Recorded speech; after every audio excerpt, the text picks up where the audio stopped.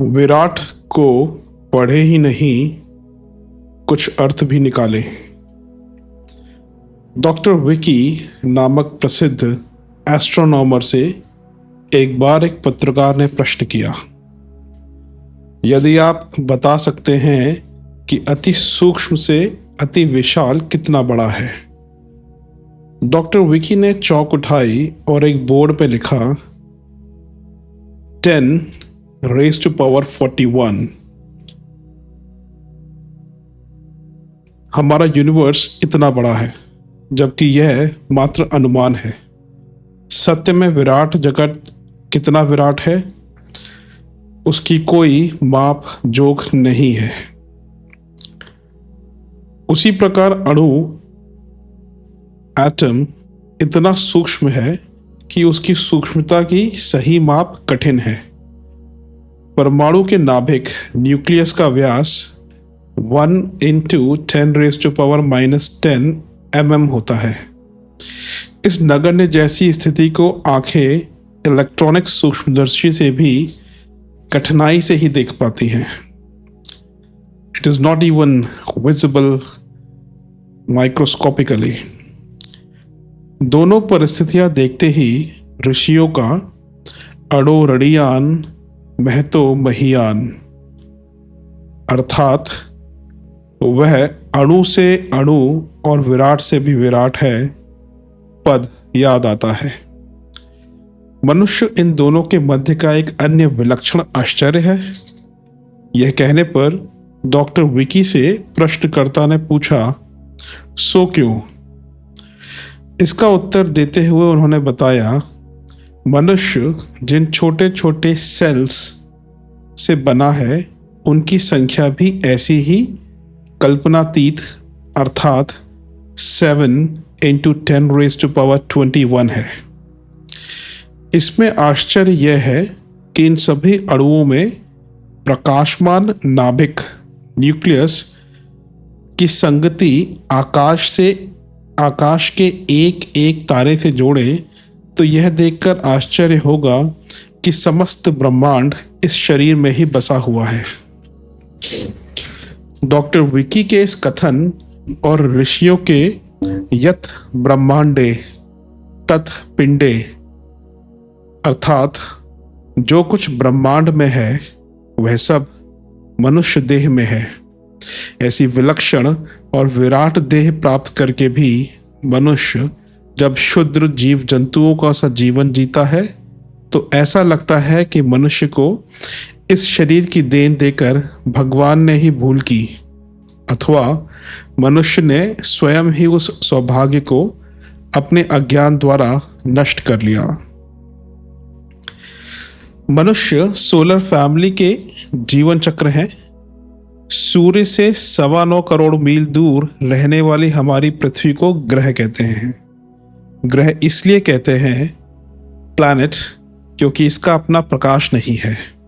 यह सूर्य की द्युति से चमकती हुई शुक्र, मंगल, बृहस्पति, शनि, यूरेनस, प्लूटो सभी सूर्य से उधार प्रकाश पाकर चमकते हैं, इसलिए इन्हें ग्रह उपग्रह कहा जाता है। जो अपनी चमक से चमकते हैं उन्हें तारा या स्टार्स कहा जाता है। सूर्य इस परिभाषा के अंतर्गत एक तारा ही है। इस तारे के 8 ग्रह हैं। 8 ग्रहों के अपने अपने चंद्रमा हैं। कम से कम 1500 छोटे उपग्रह भी सौर परिवार हमारे सोलर सिस्टम के सदस्य हैं। अपने सौर मंडल में 2 विशाल उल्कापुंज और पुच्छल तारे भी हैं। अन्य तारे सूर्य और उसके अन्य सदस्य ग्रह उपग्रहों से मिलकर बना संसार एक आकाश गंगा कहलाता है, गैलेक्सी। हम जिस स्पाइरल गैलेक्सी में रहते हैं उसमें विभिन्न गैसों की बनी 19 निहारिकाएं हैं, नेबुला। अपना सौरमंडल उन्हीं में से एक है। प्रत्येक नेबुला में 25 खरब तारों के होने का अनुमान है। इस तरह अपनी आकाशगंगा में ही 25 into 19 which means 475 खरब तारागण होंगे। 19 नेबुलाज वाली आकाशगंगा का क्षेत्रफल 100,000 into 32,000 which gives 32 into 10 raised to power 8 वर्ग प्रकाश वर्ष लाइट ईयर्स है। 475 खरब तारामंडल तो इस क्षेत्र के केवल 1% भाग में ही बसते हैं। शेष 99% भाग 99% वैक्यूम है, शून्य। देखने में ऐसा लगता है कि तारागण बहुत आसपास हैं, पर आकाश में कोई भी तारा परस्पर 40 into 10 raised to power 12 kilometre दूरी से कम नहीं है। आकाश की गहराई की सीमा यही समाप्त नहीं हो जाती। हमें अपनी पृथ्वी स्थिर और सूर्य को उसके इर्द गिर्द चक्कर काटते दिखाई देता समझ में आता है, पर एस्ट्रोनॉमर्स ने सिद्ध कर दिया है कि सूर्य नहीं, पृथ्वी ही सूर्य की परिक्रमा करती है। यह सब सीमित दृष्टिकोण की बातें थीं। जिस प्रकार मनुष्य अपने आप को एक गांव, एक प्रांत, एक देश का ही निवासी मानकर रहन सहन, खान पान, वेशभूषा, भाषा व संस्कृति के प्रति लिमिटेड दृष्टिकोण अपनाता है, पर जब वैज्ञानिकों के ये संदर्भ सामने आते हैं तब पता चलता है कि अनंत आकाश के क्षुद्र जंतु मनुष्य में कोई भेद नहीं। समस्त मनुष्य जाति एक है। उसे एक नियम व्यवस्था के अंतर्गत परस्पर मिलजुल कर रहना ही चाहिए। यदि वह परस्पर बैर भाव रखता, स्वार्थ और संकीर्णता की बात सोचता है और करता है, तो यह उसकी अबुद्धिमता ही कही जाएगी। इस संबंध में वैज्ञानिकों के कथन भी पूर्ण सत्य नहीं। उनके द्वारा प्रतिष्ठापित मान्यताएं अभी हमारी दार्शनिक मान्यताओं और हमारे ऋषियों की उपलब्धियों के सामने वैसी ही हैं जैसे अनंत आकाश में आकाशगंगा और नेबुलाओं के फंडामेंटल्स। हमें जीवन की वास्तविकता को भौतिक दृष्टि से ही निरीक्षण नहीं करना चाहिए, वरन जैसा वेद कहते हैं, परमात्मा की अद्भुत इच्छा द्वारा शरीर धारण करके प्रकट हुए मनुष्यों, अपने आप को ज्ञान, भक्ति और मनन द्वारा प्राप्त करो। संसार समुद्र के बीच प्रत्येक पदार्थ को कवि की दिव्य दृष्टि से देखना चाहिए, जो ध्यान में स्थित होकर तेज के मूल स्थान को ढूंढते हैं, वहीं आत्मा का पूर्ण रहस्य प्राप्त करते हैं। इस सारे नक्शे को एक कागज पर उतारना पड़े और दूरी का वेरिएशन 1 प्रकाश वर्ष को 1 इंच के बराबर माना जाए, तो भी कागज की लंबाई कई नेबुलाओं की लंबाई से बढ़कर होगी। ट्रिग्नोमेट्री के अनुसार चंद्रमा की दूरी निकालने के लिए 4000 मील की लंबी आधार रेखा चाहिए। फिर इन नेबुलाओं में बसने वाले तारे तो इतनी दूर हैं कि उनकी दूरी निकालनी पड़ जाए तो 20 करोड़ मील लंबी तो आधार रेखा ही चाहिए। इतनी बड़ी पटरी बनाना संभव हो जाए तो उसका एक छोर पृथ्वी में रखकर नापने से भी सूर्य की आधी दूरी तक की ही माप हो सकेगी। सूर्य को पाने के लिए उसके 2 गुने से भी अधिक लंबाई आवश्यक होगी। अनंत विस्तार के संदर्भ संकेत करते हैं कि मनुष्य अणु से ही उलझा न रहकर विराट का अर्थ भी निकाले और विराट बने भी। भगवान ने उसे जो सर्वशक्ति संपन्न देह और बुद्धि दी है, वह भी इसलिए कि उसे तुच्छ जीवों की सी स्थिति में ही पड़े ना रहकर आत्मा का उत्थान और कल्याण करना ही चाहिए। क्षुद्रता छोड़ें, महानता की ओर बढ़ें। खगोल विद्या के अनुसार यह ब्रह्मांड निरंतर बढ़ और फैल रहा है, एक्सपैंड कर रहा है as per big bang theory. Virat की पोल में प्रत्यक्ष ग्रह नक्षत्र किसी अनंत असीम की दिशा में द्रुत गति से भागते चले जा रहे हैं। यूं यह पिंड अपनी धुरी और कक्षा में ही घूमते हैं, पर हो यह रहा है कि वह कक्षा, धुरी और मंडली तीनों ही असीम की ओर दौड़ रहे हैं। सौरमंडल एक दूसरे से दूर होते जा रहे हैं। यह दौड़ प्रकाश की गति से भी कहीं अधिक है। जो तारे कुछ समय पूर्व दिखते थे, वे अब अधिक दूरी पर चले जाने के कारण अदृश्य हो गए हैं। इसे एक्सपेंशन भी कह सकते हैं, विघटन भी, और यह भी कि इसका अंत एकता में होगा।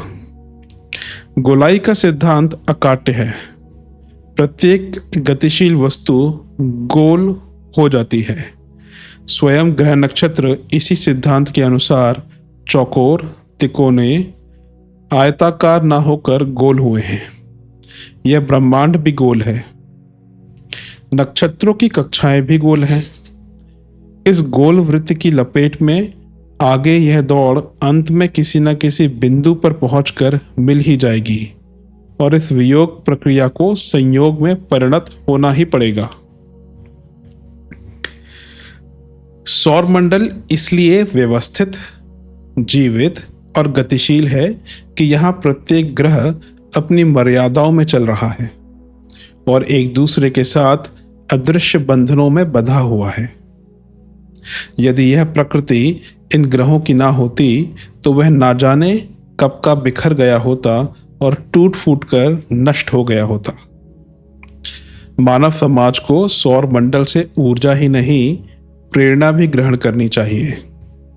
हम सब अपनी मर्यादाओं में रहें, कर्तव्य एवं उत्तरदायित्वों को समझें और उस तरह का उद्यत आचरण करें जिससे दूसरों के साथ अन्याय ना होता हो, उनके उचित अधिकारों का हनन ना होता हो।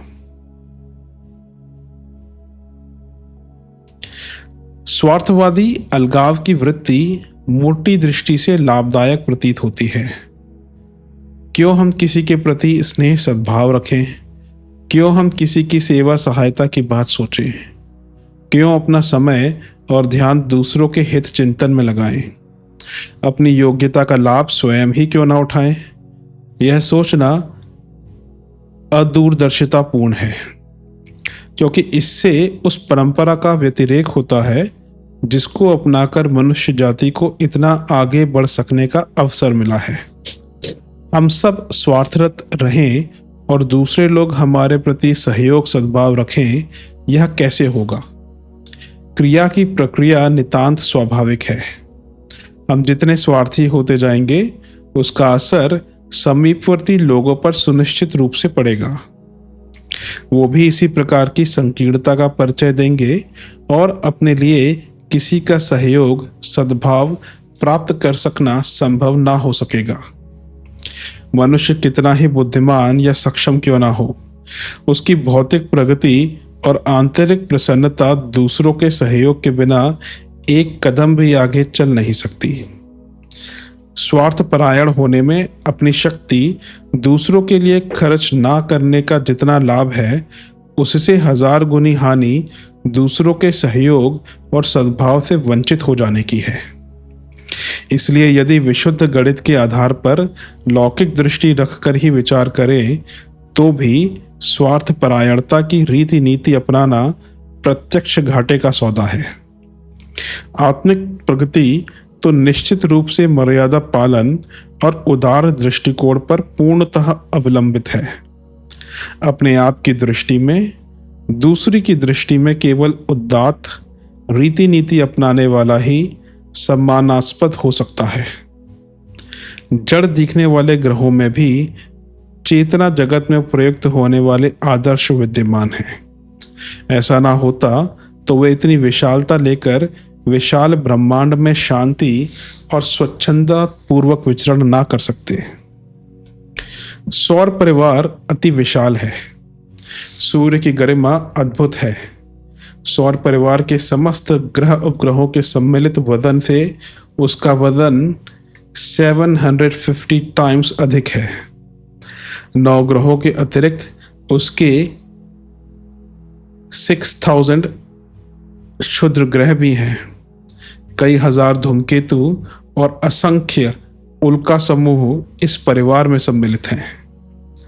सौर परिवार के ग्रहों को यदि दूरी के हिसाब से क्रमबद्ध किया जाए तो उस श्रृंखला में क्रमशः बुध, शुक्र, पृथ्वी, मंगल, बृहस्पति, शनि, यूरेनस, नेपट्यून और प्लूटो को बैठाना पड़ेगा।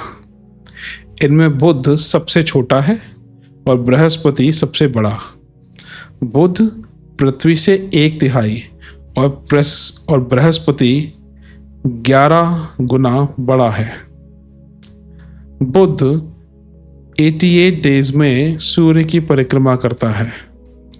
उसका सूर्य के सम्मुख रहने वाला भाग पृथ्वी से 9 गुना अधिक गर्म रहता है और पृष्ठभाग अत्यधिक शीतल।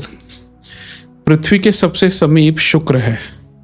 उसका वर्ष 2 to 5 डेज का होता है। पृथ्वी सूर्य से 9 करोड़ 30 लाख माइल्स दूर है।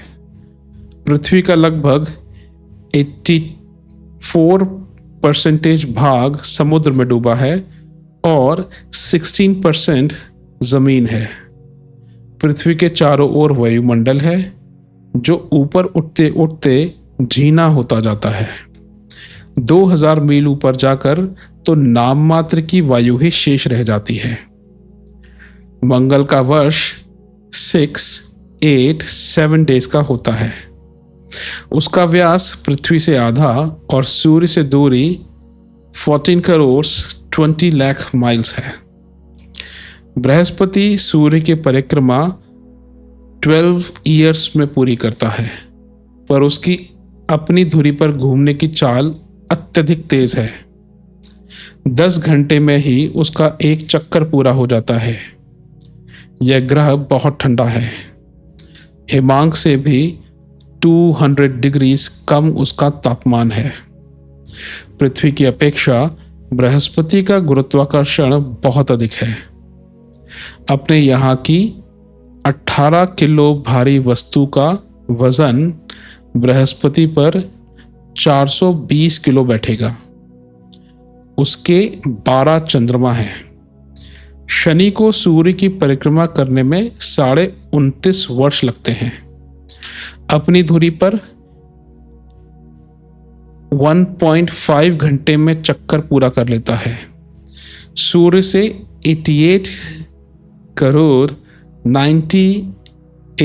करोड़ 70 लाख मील दूर है। यह भी बहुत अधिक ठंडा है। शनि के आसपास 3 झल्ले घूमते हैं। यह छोटे पत्थरों, धूल कणों, बर्फ के टुकड़ों से बने हैं। इन छल्लों की मोटाई 20 मील से ज्यादा नहीं, पर व्यास 1,70,000 मील है। शनि पर 9 चंद्रमा उदय होते हैं। यूरेनस की सूर्य परिक्रमा 84 ईयर्स में पूरी होती है। इसके 5 चंद्रमा हैं। वरुण 165 ईयर्स में परिक्रमा करता है। इसके 2 चंद्रमा हैं। प्लूटो पृथ्वी से आधा है, पर सूर्य से बहुत दूर 3 अरब 67 करोड़ माइल्स होने के कारण उसकी परिक्रमा 248.50 ईयर्स में पूरी होती है। ब्रह्मांड के विस्तार और दूरी की चर्चा हम कर चुके हैं। अब समय की दृष्टि से जरा विचार करें।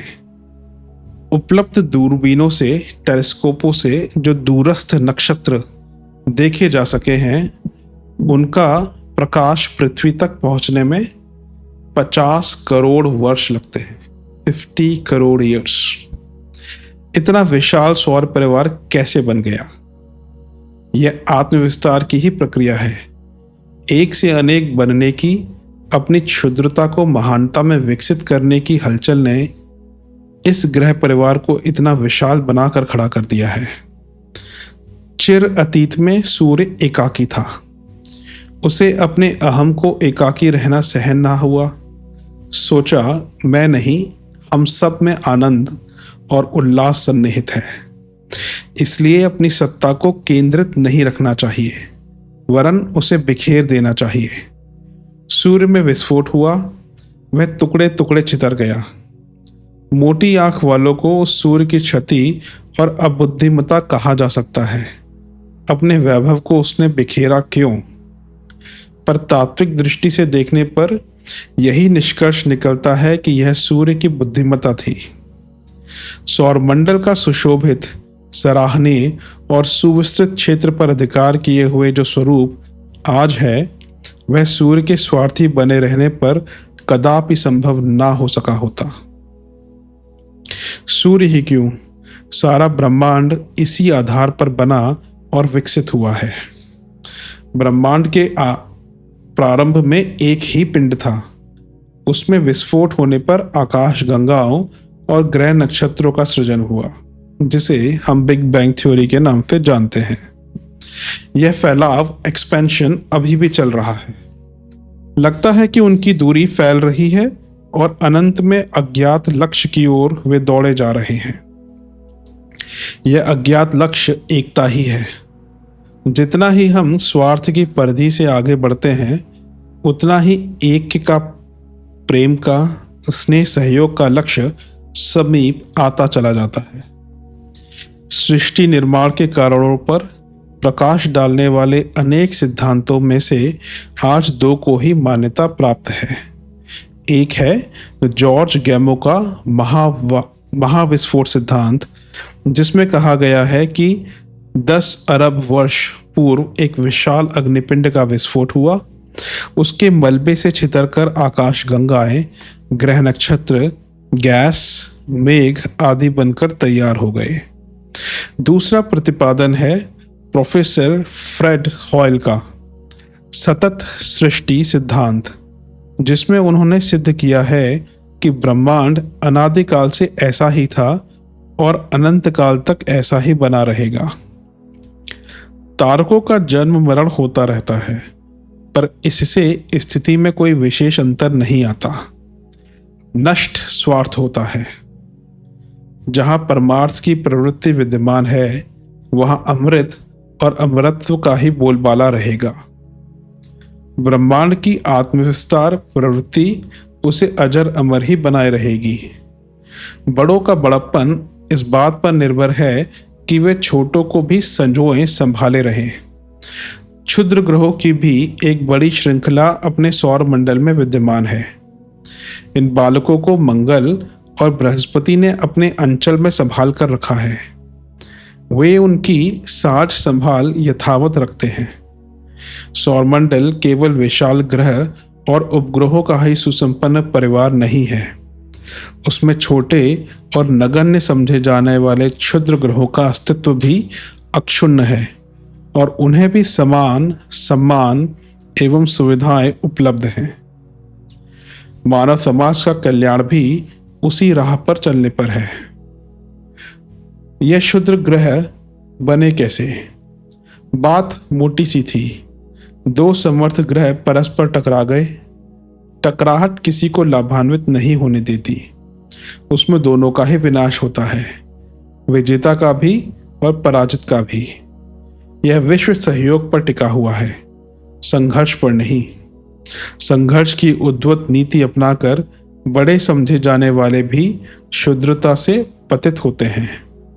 यह क्षुद्र ग्रह यह बताते रहते हैं कि हम कभी महान थे, पर संघर्ष के उद्धत आचरण ने हमें उस दुर्गति के गर्त में पटक दिया। मंगल और बृहस्पति के बीच करोड़ों मील खाली जगह में क्षुद्र ग्रहों की एक बहुत बड़ी सेना घूमती रहती है। सीरीज, पालास, हाइडलगो, हर्मिस, वेस्ट, इरास आदि बड़े छोटों को मिलाकर इनकी संख्या 44,000 आंकी गई है। इनमें कुछ 687 किलोमीटर व्यास तक के बड़े हैं और कुछ 80 किलोमीटर से भी कम। कहा जाता है कि कभी मंगल और बृहस्पति के बीच कोई ग्रह आपस में टकरा गए थे और उनका चूरा इन क्षुद्र ग्रहों के रूप में घूम रहा है। पर यह बात भी कुछ कम समझ में आती है, क्योंकि इन सारे क्षुद्र ग्रहों को इकट्ठा कर लिया जाए तो भी वह मसाला चंद्रमा से छोटा बैठेगा। दो ग्रहों के टूटने का इतना कम मलबा कैसे हो सकता है? एक कल्पना यह है कि सौरमंडल बनते समय बचा कुचा फालतू मसाला इस तरह बिखरा पड़ा है और घूम रहा है। वैज्ञानिकों का इन क्षुद्र ग्रहों पर बड़ा दांत है। योजना यह है कि इनमें से जो कीमती हैं उनको पकड़कर धरती पर लाया जाए और उनमें से धातुएं निकाली जाएं। एक योजना यह है कि इनमें से कईयों को पकड़कर एक साथ बांध दिया जाए ताकि अंतर्ग्रही यात्रा के लिए जाने वाले यानों के लिए उस पर विश्राम स्थल बनाया जा सके। विशाल ग्रह उपग्रहों से धातुएं निकालने, उनका पुल के पत्थरों की तरह प्रयोग करने या जंगली हाथियों की तरह पकड़कर घसीट लाने की कोई वैज्ञानिक योजना नहीं है। किसी ने ऐसा सोचा भी नहीं कि शनि या बृहस्पति को पकड़कर धरती के किसी अजायब घर में रखा जाना चाहिए। पर बेचारे क्षुद्र ग्रहों के लिए कितनी ही तरह के जाल बुने जा रहे हैं। क्षुद्रता एक प्रकार की विपत्ति ही है। हमें आत्मविस्तार की बात सोचनी चाहिए। व्यक्तिवाद की, निजी लाभ की और स्वार्थ भरी संकीर्णता की परिधि छोड़कर आत्मविस्तार की दिशा में आगे बढ़ना चाहिए। निखिल विश्व में यही क्रम चल रहा है। ग्रह नक्षत्र इसी रीति नीति का अनुसरण कर रहे हैं। क्यों ना हम भी इसी श्रेय पथ पर चलने के लिए आगे कदम बढ़ाएं।